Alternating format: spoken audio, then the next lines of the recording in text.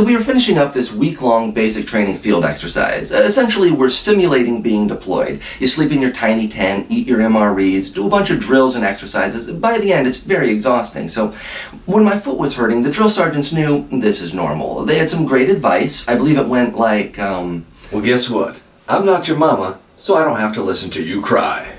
Well, that made sense. So we began our 12-mile march back to the barracks. My foot was really starting to hurt, but I knew to keep quiet. By the time we got back to our room, I took my boot off, my foot instantly ballooned up. It turns out a brown recluse spider bite, not one of those things that can be cured by drinking water and walking it off. No way! I look surprised, right? Okay. So in the event that this was a normal spider bite and not one of those superhero franchise creating spider bites, I decided to go to the army hospital so they could dredge the poison out. Now when I got there, they put this little privacy curtain up over your foot so you can't see what's going on, which is, that's polite of them, but there was a guy to my left also getting his foot opened up, and even though we can't see our own feet, we can see each other's. So through these silent faces of abject horror, we kind of got a glimpse of what was going on behind the curtain.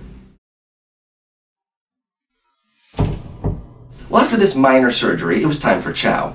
I noticed something though. In the basic training chow hall, there's a soda fountain, but we're not allowed to use it. They put out pancakes for breakfast and pies for dinner, but they're not for eating, they're for tempting. If some brave soldier decides to grab that delicious food, well, they're gonna get punished. And of course, if one person gets punished, everyone gets punished. It really is their fault though. They dared to eat food that was offered to them.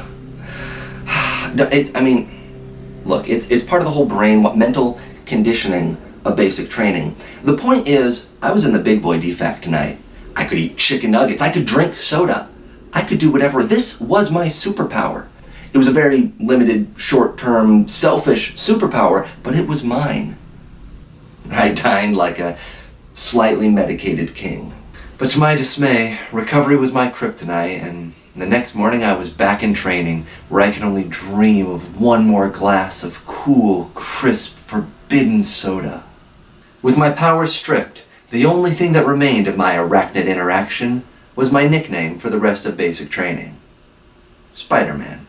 And honestly, it's a lot better than most of the nicknames you get, like head, so,